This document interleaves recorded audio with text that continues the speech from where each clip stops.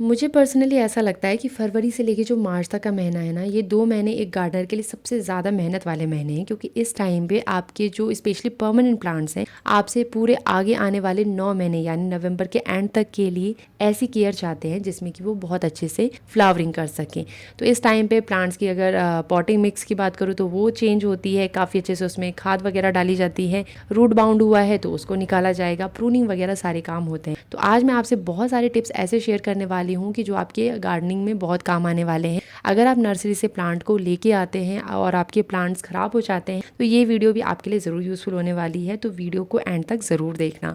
अपने प्लांट्स के लिए जो भी आप मिट्टी डालने वाले हैं, जो भी खाद वगैरह आप यूज़ कर रहे हैं, उसको पहले अच्छे से धूप में फैलाकर सुखा लें। अब धूप काफ़ी ज़्यादा तेज़ लगने लगी है तो जो भी आपकी मिट्टी में वीड्स यानी जो खरपतवार के बीज हैं या फिर जो कीड़े वगैरह हैं वो मर जाएंगे। तो पहले अच्छे से मिट्टी को धूप में सुखा लें। कुछ दिनों पहले जो मैं प्लांट्स लेके आई थी, आज उनको भी पॉट में शिफ्ट करने वाली हूँ। तो यहाँ पर सबसे पहले मैं इनको इन पॉलीथीन से बाहर निकाल लेती हूँ। और ये जो ब्लैक कलर की पॉलीथीन है ना, इसको कभी फेंके नहीं, इसमें फिर से आप कोई नया प्लांट लगा सकते हैं। कटिंग इसमें बहुत अच्छे से लग जाती है, या सीजनल अभी आप सब्जियों के बीज लगाएंगे तो उसमें भी ये बहुत ज़्यादा यूजफुल होती है। तो यहाँ पर इनको सारा निकालने के बाद अब मैं आपको दिखाती हूँ कि किस तरह से ना नर्सरी वाले हमें प्लांट्स देते हैं और अक्सर हमारे वो खराब हो जाते हैं। तो ये देखो, ये है सॉन्ग ऑफ इंडिया का प्लांट और इसमें देखो इस तरह की वाइट फंगस लगी है। और ये सिर्फ यहाँ पर ही नहीं है, इसके नीचे भी जब मैं मिट्टी निकाल रही हूँ तो यहाँ पर भी काफ़ी ज़्यादा फंगस लगी है। और अगर ये प्लांट ना अगर आप बाहर धूप में रखोगे तो फिर भी ये चल जाएगा, लेकिन अगर सपोज इसको कोई इंडोर या ऐसी जगह पे ग्रो करता है जहाँ पर कम धूप पड़ती है तो वहाँ पर ना धीरे धीरे आपके प्लांट्स खराब होने शुरू हो जाते हैं। तो जब भी आप नर्सरी से प्लांट लेके आए, पहले हमेशा ना उसको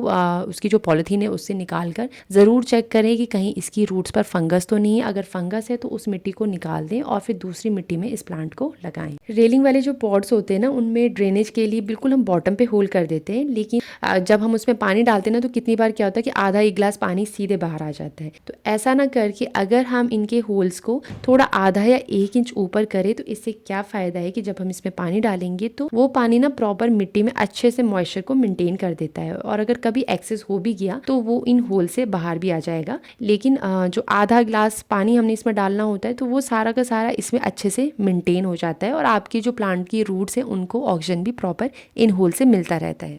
नर्सरी से जो आजकल हम प्लांट्स लेके आते हैं ना, उनमें एक चीज़ आप देखना कॉमन देखने को मिलेगी, ये रेड कलर की मिट्टी लगी होती है। ये जैसे मेरे मधुकामनी का प्लांट है, इसके बाहर नॉर्मल गार्डन सॉइल थी और अंदर रेड कलर की मिट्टी लगी हुई है। तो नॉर्मल गार्डन सॉइल तो जब पॉलिथीन निकाली थी उसी टाइम निकल गई क्योंकि ड्राई थी, लेकिन ये जो रेड कलर की मिट्टी है ये ड्राई तो है लेकिन इतनी ज़्यादा सख्त हो रखी है कि बिल्कुल ही इसकी रूट्स पर चिपकी हुई है। और अगर इस तरह के प्लांट को ना हम अपने पॉट में लगा देंगे तो ये मिट्टी आप 3 से 4 साल बाद भी देखना बिल्कुल यहीं चिपकी होगी। जब हम बाहर अपने प्लांट को निकालेंगे तो उसकी जो रूट्स हैं वो इतनी ज़्यादा ग्रो भी नहीं हो पाती, इतनी ज़्यादा डेवलप नहीं होती हैं। और दूसरी इसका ये नुकसान है कि अगर किसी दिन आप पानी डालना इसमें भूल गए तो ये मिट्टी इतनी ज़्यादा ड्राई हो जाती है कि आपके प्लांट को बहुत जल्दी सुखा देती है। तो इसलिए अच्छा है कि इस तरह की जो सॉयल है उसको निकाल कर अपनी जो नॉर्मल गार्डन सॉयल है जो अपने एरियाज में मिलती है हम उसको इसमें डालें। और इसको निकालने का ये तरीका है कि अगर हम इस तरह से अभी मिट्टी को खींच लेंगे तो हमारे जो प्लांट की रूट्स हैं सारी टूट जाएंगी। इसलिए बकेट में पानी डालकर और उसमें हम अपने प्लांट्स को डालेंगे। मेरे बहुत सारे प्लांट्स जैसे जो अभी मैंने परचेस किए थे, गुड़हल, मोगरा और जो मोगरा की दूसरी वैरायटी थी और गुड़हल की और मधुकामनी, इन सभी पे रेड कलर की मिट्टी लगी हुई थी। तो इनको जब बकेट में हम डालकर रखेंगे तो कुछ टाइम के बाद क्या होगा कि जो मिट्टी है वो काफी ज्यादा सॉफ्ट होकर लूज हो चुकी होगी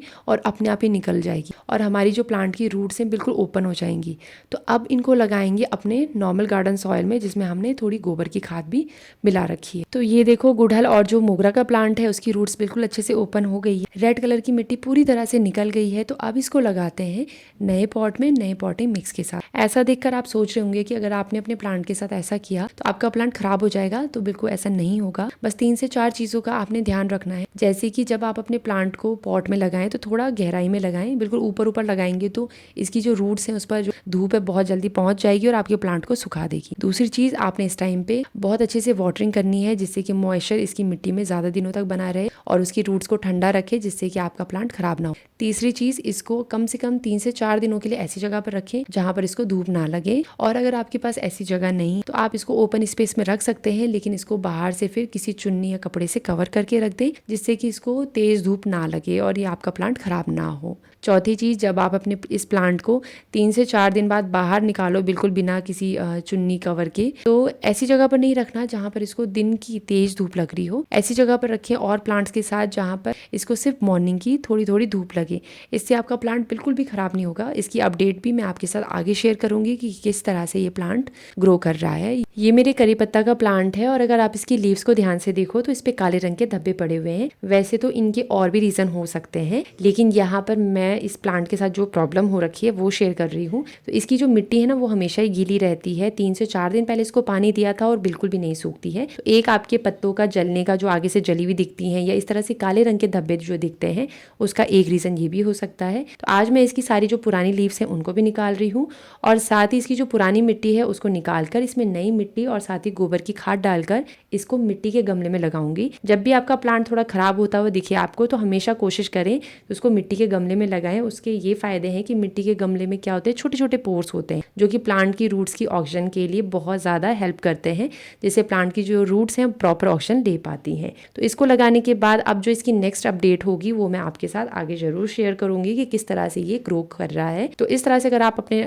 करी पत्ता के प्लांट को लगाते हैं तो आपका करी पत्ता का प्लांट फिर से हरा भरा हो जाएगा। इस टाइम पे जो परमानेंट प्लांट्स हैं उनकी इस तरह से आपको रूट बाउंड दिखेंगे। इस तरह से नीचे बिल्कुल रूट्स इकट्ठी हो जाती हैं और उनकी ग्रोथ रुक जाती है। तो इन रूट्स को सभी को काट कर फिर अपने प्लांट की नई पॉटिंग मिक्स के साथ पॉट में वापस लगाएं। तो ये है मेरी चंपा का प्लांट जिसको 2 साल पहले मैंने कटिंग से ग्रो किया था और इसकी वीडियो भी आपके साथ शेयर की थी। अगर आपने अभी तक वीडियो नहीं देखी है तो आई बटन में इसका लिंक दे दूंगी, आप वहां से जाकर चेक कर सकते हैं कि कटिंग लगाते टाइम किस किस चीज़ों का ध्यान रखना है। तो इसकी रूट्स आप देख सकते हैं काफ़ी ज़्यादा ग्रो हो चुकी हैं। तो आज इसको भी एक नए पॉट में, बड़े पॉट में शिफ्ट करूँगी जिससे कि इसकी ग्रोथ अच्छे से हो जाए। और इसकी जो लीव्स आप देख रहे होंगे अभी इस पर है नहीं, तो मार्च के मिड तक अच्छे से इस पर लीव्स आ जाएंगी। तो आज मैंने और भी बहुत सारे प्लांट्स को रिपोर्ट किया है, जैसे ये मॉसिस इन द क्रैडल है, उसको भी नए पॉट में लगाया जिससे इसकी ग्रोथ काफ़ी अच्छे से हो सके। तो ये रहे मेरे सारे प्लांट जिनको कि रिपोर्ट किया है और कुछ को अपने आप ही पॉट्स में लगाया है क्योंकि वो पॉलिथीन में थे। तो अब मेरे जो इतने सारे प्लांट्स हैं ना इनको भी मेरे पास अंदर रखने की जगह नहीं है, इनको भी मैं बाहर ही रख रही हूँ। जो बड़े प्लांट्स हैं उनकी छाया के नीचे रहेंगे और साथ ही इनके चारों तरफ मैं कपड़ा लगा दूंगी जिससे कि इन पर धूप ना लगे, जो तेज धूप है वो इनको खराब ना करे। तो अब आगे की अपडेट्स कैसे होगी इसके लिए तो नेक्स्ट वीडियो में आपके साथ शेयर करूंगी। तो मिलते हैं नेक्स्ट वीडियो में। Till then take care and bye.